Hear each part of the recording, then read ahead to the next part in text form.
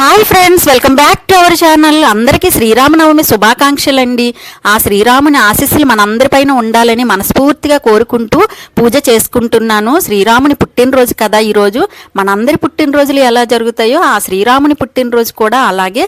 కానీ ఆ మహానుభావుడి పుట్టినరోజు అంటే మనం ఒక్కరమే కాకుండా ఊరంతా వాడంతా కూడా చేసుకుంటారు. సో అంతటి మహానుభావుడు, ఎందుకంటే అతనే కదా మనకి ఆదర్శము. మనం ఎలా ఉండాలి, ఎలా నడుచుకోవాలి, భార్యాభర్తలు ఎలా నడుచుకోవాలి, తల్లిదండ్రులు, పిల్లలు, నెక్స్ట్ భర్త, ఇంకా ప్రతి రిలేషన్ని అతన్ని చూసే మనం నేర్చుకున్నాం అనమాట. అంతటి మహానుభావుడి పుట్టినరోజు అంటే ఇంకా ఏమాత్రం వేడుకలు అనేవి ఉండాలి కదా. సో ఆ భగవంతుని మనస్ఫూర్తిగా తలుచుకొని రామదేవుని పూజలు చేస్తున్నారు. బయట గుళ్ళకి వెళ్ళాల్సిన వాళ్ళు గుడులకు వెళ్తున్నారు. అసలు ఎంత సందడిగానో ఉంది. అయితే నేను కూడా స్వామివారికి పానకం, వడపప్పు, బెల్లాన్ని సమర్పించుకొని స్వామివారి అష్టోత్తరాలు, నెక్స్ట్ స్వామివారి శ్లోకాలు చదువుకొని పిల్లల చేత చదివించాను. పాప హాస్టల్లో ఉంటే తనకు కూడా చెప్పాను. ఇంకా అలా అన్నమాట. అయితే నేను పక్కనే ఉన్న గుడికి వెళ్ళాలి అనుకున్నాను, కానీ మా వారైతే సడన్గా రామతీర్థాలు వెళ్దామని చెప్పారు. సో రామతీర్థాలు అనేసరికి నాకు చాలా హ్యాపీగా అనిపించింది. ఎందుకంటే అయోధ్య నుంచి వనవాసం చేసినప్పుడు, శ్రీరాముడు వనవాసం చేసినప్పుడు ఒక్కొక్క దగ్గర కొంతకంత టైం ఉన్నారంట కదా. సో అలా అనమాట. రామతీర్థాల్లో కూడా అతను కొంతకాలం ఉండి ఇంకో ప్లేస్కి వెళ్ళారంట. అంతటి పవిత్రమైన ప్లేస్ అండి అది. మా ఏరియాలో ఉండడం మాకు చాలా ఆనందంగా ఉంది. అయితే మనకి ఉమ్మడి రాష్ట్రంలో ఉండేటప్పుడు భద్రాచలంలో అయ్యేది కదా శ్రీరామనవమి కళ్యాణాలు అవి. అయితే ఇప్పుడు మాత్రం ఒంటిమిట్ట, భద్రాచలంది మన రామతీర్థాల్లో ఈ రెండిట్లో కూడా జరుగుతున్నాయి. ఈరోజు శ్రీరామనవమి కాబట్టి అక్కడ కూడా ఉత్సవాలు అవి చేస్తూ ఉంటారు. శ్రీరామనవమికి చేస్తారు, శివరాత్రికి చేస్తారు. అసలు నిత్య యాత్ర అన్నమాట. చాలా బాగుంటుంది. అంటే ఇంకా శ్రీరాముడు అక్కడ ఉన్నారు అని కొన్ని ఆనవాళ్ళు అయితే మనకి ఉంటాయి అన్నమాట. అందుకే అంతగా నమ్మకంతో ఇంకా పూజలు అవి చేస్తుంటారు. నెక్స్ట్ ఏంటంటే మా సైడ్ అంతా కూడా ఇంట్లో పుట్టిన పెద్దవారికి అతని పేరు పెట్టి అక్కడ పుట్టుకొప్పులు తీయడం అనేది బాగా అలవాటు. అసలు అది కంపల్సరిగా మా జిల్లాలన్నీ కూడా అలా పాటిస్తాయి. అంతటి పవిత్రమైన ప్లేస్ అన్నమాట. సో ఈరోజు నేను ఇంట్లో పూజ చేసుకొని ఇంకా అత్తయ్యకి వంట చేసేసి క్యారేజ్ పంపించేసి మేము బయలుదేరాము. ఎందుకంటే సడన్గా చెప్పడం అనేసరికి కాస్త పూజ అయిపోయిన తర్వాత చెప్పారండి మా వారు. ఇంకా అందుకని వంట అయితే చాలా ఫాస్ట్గా చేశాను. నేను ఇంకా షూట్ కూడా చేయలేదు, ఎందుకంటే టైం అయిపోతుంది అని. ఇంకా తొందరగానే రావాలి, ఎండ ఒకవైపు, నెక్స్ట్ అసలు ఇంట్లో పనులు అవి విడిచిపెట్టేసి వెళ్ళాను కదా. సో ఇంటికి వచ్చాక కూడా చేసుకోవాలి. అయితే ఈరోజు నా వ్లాగ్ అంతా కూడా అసలు రామతీర్థాలు వెళ్ళాము, ఇంకా రిటర్న్ వచ్చినప్పుడు ఎలా చేసాము ఏంటి అంతా కూడా చూసేయండి. వీడియోస్కి లైక్ చేసేయండి ఫ్రెండ్స్. లైక్ చేయకపోతే వీడియో అనేది సజెస్ట్ అవ్వదు. మీరు ఒక లైక్ చేసేసరికి అది 100 మందికి సజెస్ట్ అవుతుంది కదా. సో మాకు కొంచెం మోటివేషనల్గా ఉంటుంది కూడా. సో అందుకే వీడియోకి లైక్ చేయండి ఫ్రెండ్స్. ఆ తర్వాత ఇంకా బయలుదేరిపోయాము. మనకి ఉమ్మడి రాష్ట్రాలుగా ఉండేటప్పుడు భద్రాచలంలో శ్రీరామనవమి పూజలు చేసేవారు కదా. ఇప్పుడు ఏంటంటే ఒంటిమిట్టలో, రామతీర్థాల్లో ఈ రెండు దగ్గరలో చేస్తున్నారు. ఫస్ట్ ఒంటిమిట్ట అనుకున్నారంట, కానీ ఆ తర్వాత రామతీర్థాలు కూడా చాలా పురాతనమైన ప్లేసు. నెక్స్ట్ రాముని ఆనవాళ్ళు ఇక్కడ కూడా ఉన్నాయి కాబట్టి, అంటే ఒంటిమిట్టలో ఉన్నారంట కొంతకాలము, రామతీర్థాల్లో, భద్రాచలంలో ఇలా కొంత టైం ఒక్కొక్క దగ్గర ఉంటూ వెళ్ళేవారంట. సో అందుకని రామతీర్థాల్లో కూడా చెయ్యాలని చెప్పేసి ఇక్కడ కూడా పట్టు వస్త్రాలు అవి సమర్పిస్తారు స్వామివారికి. మాకు చాలా దగ్గరండి, 25 కిలోమీటర్సే. కానీ ఎండ అయితే మాత్రం బీభత్సంగా ఉంది. దగ్గరికి చేరిపోతున్నాము. చూసారా కొండ కనిపిస్తుంది కదా, ఆ కొండే రాముల వారి కొండ, ఇంకా రామతీర్థాల కొండ. చాలా పెద్ద యాత్ర జరుగుతుంది శివరాత్రికి అయితే. 3 రోజులు కిక్కిరిసిన జనంతో అసలు ఫుల్గా ఫ్లోటింగ్ అనమాట. అయితే ఇంకా 1 కిలోమీటర్ డిస్టెన్స్లోనే మాకు బ్రేక్ చేసేసారు. ఇక్కడే పార్కింగ్ చేసి ఇక్కడి నుంచి నడుచుకొని వెళ్ళాము. కొండపైకి చిన్న పిట్టల్లా కనిపిస్తున్నారు కదా, జనమేనండి. నడుచుకొని ఎంత ఎండతో కూడా నడుచుకొని వెళ్తున్నారంటే ఆ భక్తికి అసలు నిజంగా చాలా హ్యాపీగా అనిపించింది.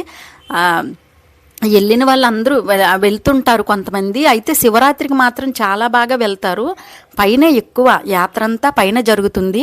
మేమైతే ఇంకా ఈ 1 కిలోమీటర్ దూరం కూడా నడుచుకుంటూ, నేనైతే ఇంకా అక్కడక్కడ ఫోటోషూట్ చేసుకుంటూ వెళ్తున్నాను. ఇంకా మా బాబు, మా వారు మాత్రం ముందు నడుచుకొని వెళ్ళిపోతున్నారు. ఇంకా ఇక్కడ మా ఏరియా ఏంటంటే ప్రతి ఒక్కరూ ఫస్ట్ పుట్టిన వాళ్ళకి ఇక్కడ పుట్టుకొప్పులు తీస్తారు. ఆ రాముల వారి పేరు పెడతారు, పుట్టుకొప్పులు తీస్తారనమాట. అంతటి పవిత్రమైన ప్లేస్గా మేము భావిస్తాము. ఆ ప్లేస్ మా ఏరియాలో ఉండడం మేము చాలా హ్యాపీగా ఫీల్ అవుతున్నాము. అయితే గుడికి వచ్చేసామండి. ఇంకా ఇదే ఇటువైపు గుడి, ఇటువైపు కొండ. ఆ కొండపైన యాత్ర అవుతుంది.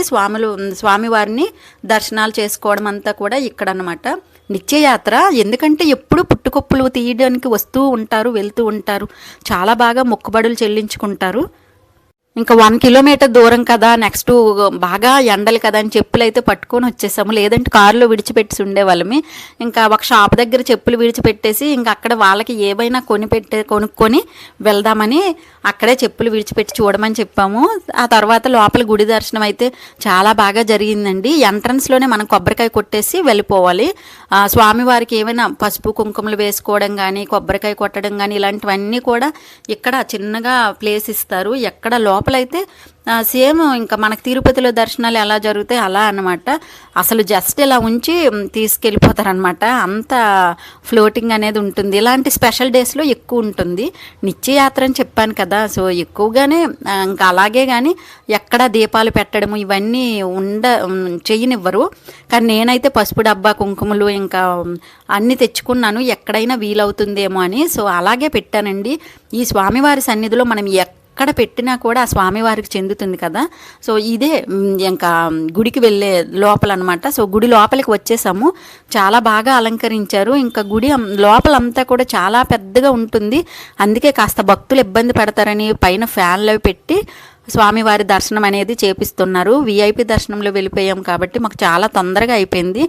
బయట అయితే కోలాటాలు ఇలాంటి ప్రోగ్రామ్స్ అన్నీ పెట్టారు. ఎందుకంటే కొంత భక్తులు అనేవాళ్ళు కొంచెం ఉంటారు, ఉపవాసాలు చేయాల్సిన వాళ్ళు చేస్తుంటారు, కాసేపు ఇక్కడ స్పెండ్ చేయాలనుకుంటారు. సో అలాంటి వాళ్ళకందరికీ కాస్త ఎంటర్టైన్మెంట్గా ఉంటుంది అని చెప్పేసి ఇలాంటివన్నీ పెట్టారు ఈరోజు. అయితే శివరాత్రి రోజు కూడా అంతేనండి, చాలా బాగా చేస్తారు ఇలాంటి స్పెషల్ డేస్లో. నిత్యయాత్ర అప్పుడు మాత్రం ఇలాంటివి ఏమి ఉండవు. అన్నదానంకి మేము విరాళం ఇచ్చేసి ఇంకా అన్నదానం లైన్ చూసారా ఎంత పెద్దగా ఉందో. 11 గంటలకు అనమాట అన్నదానం లైన్ అనేది. ఇంకా ఫుల్ అనమాట క్రౌడు. సో అంత భక్తులు ఎక్కువ ఉన్నారు. చెప్పాను కదా శివాలయంలో ఇంకా దీపాలు పెట్టాను. ఎక్కడో దగ్గర పెడదాము అనుకున్నాను, ఇంక అందరూ ఇక్కడే పెట్టుకుంటున్నారు. పక్కనే శివాలయం అండి, చాలా పెద్దది. రాముల వారి గుడి పక్కన శివాలయం ఉంటుంది. సో ఆ గుడిలో అవకాశం ఇచ్చారు. ఎవరైనా దీపాలు పెట్టుకున్న వాళ్ళు, అమర్తకొండలు ఎత్తుకున్న వాళ్ళు అలా పెట్టుకోవచ్చు అని చెప్పారు. మా సైడ్ అయితే అందరూ అమర్తకొండలు ఎత్తుతారండి. ఇంకా సూర్యనారాయణ మూర్తి గుడికి వెళ్తే అరసవిల్లి, అక్కడ కూడా అలాగే అమర్తకొండలు పెడతారు. ఇలా రాముల వారి గుడికి వెళ్తే రాముల వారి గుడి దగ్గర కూడా అమర్తకొండలు పెడతారు. ఎందుకంటే మాకు వైశాఖ మాసంలో అసలు ప్రతి ఇంట్లో కూడా ఆ సూర్యనారాయణ మూర్తికి, రామచంద్రునికి, శ్రీరామచంద్రునికి ఇలా అమర్తకొండలు పెట్టడం మాకు ఆనవాయితీ. ప్రతి సంవత్సరం అందరూ వైశాఖ మాసంలో ఆ పూజలు చేస్తారు. నెక్స్ట్ సింహాచలంలో ఉన్న సింహాద్రప్పనికి, ఈ 3 దేవుళ్ళకి కూడా అమర్తకొండలు పెట్టి పూజలు చేస్తారు వైశాఖ మాసంలో. ఇంకా వెళ్ళాలనుకున్న వాళ్ళు వైశాఖ మాసంలో వెళ్ళి అరసవిల్లిని దర్శనం కూడా చేసుకుంటారు. సో నేనైతే చక్కగా పసుపు కుంకుమలు వేసి పూజలు బాగా చేసేసాను, దీపాలు అవి పెట్టేశాను. మా పాపకి పుట్టుకొప్పు తీయడము ఆ రోజే, అన్నప్రాసన ఆ రోజే కాబట్టి పరమాన్నం చేసి పట్టుకొని వచ్చేసి ఇక్కడే ఆ స్వామివారి సన్నిధిలోనే తనకు అన్నప్రాసన చేసి తర్వాత ఒక పుట్టుకొప్పులు తీపించాను. నాకు చాలా హ్యాపీగా అనిపించింది, 2 ఒకే ముహూర్తంలో జరిగినందుకు. ఎండలు మాత్రం విపరీతంగా ఉన్నాయండి, మామూలుగా లేవు అసలు. మొహం అయితే రెడ్డగా అయిపోయింది ఆ కిలోమీటర్ నడుచుకొని వచ్చేసరికి. పిల్లలు కానీ ఇంకా వృద్ధులు కానీ చాలా జాగ్రత్తగా ఉండాలి.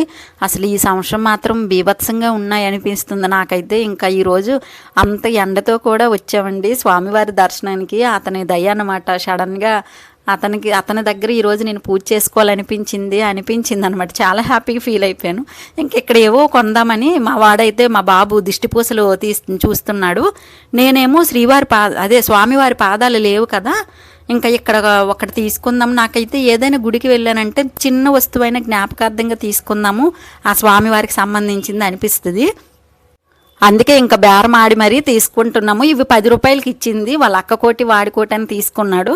నేనేమో ఇంకా స్వామివారి పాదాలు అడుగుతుంటే అది 100 రూపాయలు ఒకటి చెప్తున్నారు, 50 రూపాయలు ఒకటి చెప్తున్నారు. ఇంకా నేను 50 రూపాయలవి బేరమాడి 20 రూపాయలకి తీసుకున్నాను. ఇక్కడ బేరాలు ఆడకపోతే మాత్రం కుదరదండి, ఎందుకంటే చాలా ఎక్కువ చెప్తుంటారనమాట. మా వారికి అయితే మాత్రం ఇది షాపింగ్ అంటే అస్సలు నచ్చదు. ఇంకో దగ్గర కూర్చుండిపోతారు, మీరే వెళ్ళి ఏవో కొనుక్కొని రండి అని చెప్తారు. శనగలు, ఖర్జూరాలు ఇలాంటివన్నీ ప్రసాదం అనమాట.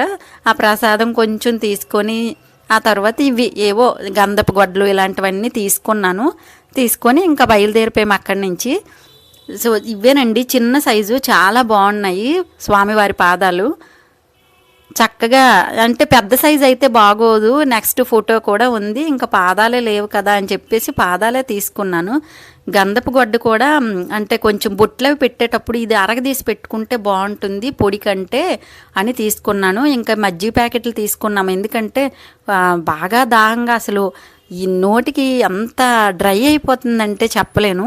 మా వారైతే ఇంకెక్కడ కూడా బేరం ఆడలేకపోయారా, ఎందుకు ఆడలేదు, అక్కడ బేరం వాళ్ళు ఆడుతారు, ఎక్కడేం ఆడరు, మజ్జిగ ప్యాకెట్ల దగ్గర ఆడాల్సింది తల్లి కొడుకులు అన్నారు. కానీ మజ్జిగ ప్యాకెట్ల దగ్గర ఏం ఆడుతాము, ఇంకా ఆడామంటే మామూలుగా ఉండదు. సో అవి ఫిక్స్డ్ రేట్లండి, అందుకే ఆడలేదు అని బాబు చెప్తున్నాడు వాళ్ళ నాన్నకి. నేను కూడా అదే చెప్పానమాట. సో ఆ తర్వాత కొంచెం దూరం పోయేసరికి తాటి మింజలు కనిపించాయి. అవేమో డజను 30 రూపాయలంట. 2 డజన్లు 50 రూపాయలకి ఇమ్మంటే అసలు ఇవ్వలేదు, ఇంకా 30 రూపాయలకి డజన్ తీసుకున్నాం. ఏంటండి చిన్నప్పుడు అయితే పెద్ద పెద్ద గెలలు ఇంటి ముందు వేసేసి ఒకరు కొడుతూ ఉంటే ఇంట్లో అందరం నచ్చినన్ని తినొచ్చు అనమాట. మిగిలిన ఇంకా కొన్ని మరుసటి రోజుకి ఇంకా కొన్ని గెలలు ఉంటాయి. అసలు సమ్మర్ వచ్చిందంటే మొత్తం మామిడి పళ్ళు, తాటి మింజులు ఇవే ఉండేవి. అలాంటిది ఇప్పుడేమో లెక్క మీద కొనుక్కోవలసిన రోజులు వచ్చాయి. ఏంటో ఇంత తొందరగా రోజులు మారిపోయా అనిపించింది నాకైతే. కానీ తప్పదు మరి, ఇంకా తినాలనిపిస్తుంది. ఒకవైపు దాహం విపరీతంగా ఉంది, ఇంకా అవి తినొచ్చని పట్టుకున్నాము.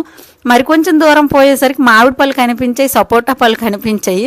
సో అక్కడ కూడా ఇంకా మామిడి పళ్ళు తీసుకుందామని, నేనైతే అవి మందు పెట్టినవో లేకపోతే మంచిగా ఉన్నవో అని కొంచెం డౌట్ పడుతూ దిగుతున్నాను. ఎందుకంటే మంచి కలర్గా ఉన్నాయి, కానీ మేము మోసపోలేదులేండి, మందు పెట్టినవి కాదు. మందు పెట్టినవి అయితే అసలు టేస్ట్ ఉండవు, నెక్స్ట్ అవి తినకూడదంట కూడాను. కానీ తప్పదు, కొంతమంది మరి అంటే అవి తెలుసుకోలేము. అయితే తినేటప్పుడు మాత్రం చాలా స్వీట్గా ఉన్నాయి, ఇవి ఒరిజినలే. ఇంకా మా బాబేమో షూట్ చేస్తున్నాడని చెప్పేసి ఒక పండు ఎక్స్ట్రా ఇచ్చింది. ఇవి కేజీ 100 రూపాయలే తీసుకున్నామండి. అస్సలు బేరం అయితే ఆవిడ ఏం తగ్గించలేదు. వాడు షూట్ చేసినందుకు ఇచ్చింది ఏంటి, ఖచ్చితంగా ఒక పండు ఎక్స్ట్రా అంటే ఇలా ఎలాగా బేరం ఆడలేదని ఎక్స్ట్రా ఇచ్చి ఉంటుంది. సపోటా పళ్ళేమో కేజీ 50 రూపాయలకి తీసుకున్నాము.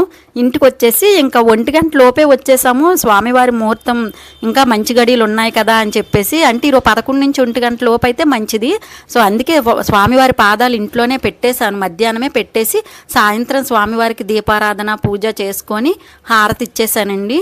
ఇంక ఈరోజు ఇంకా స్వామివారి అదే గుడికి వెళ్ళాం కదా అని చెప్పేసి నైట్ టిఫినే పెట్టుకున్నాం, తినేసాము. ఓకే, ఈరోజు మా వ్లాగ్ అయితే ఇలా జరిగిందండి. మరొక మంచి వీడియోతో మళ్ళీ కలుస్తాము. వీడియోకి లైక్ చేసేయండి, షేర్ చేయండి, సబ్స్క్రైబ్ చేసేయండి ఫ్రెండ్స్.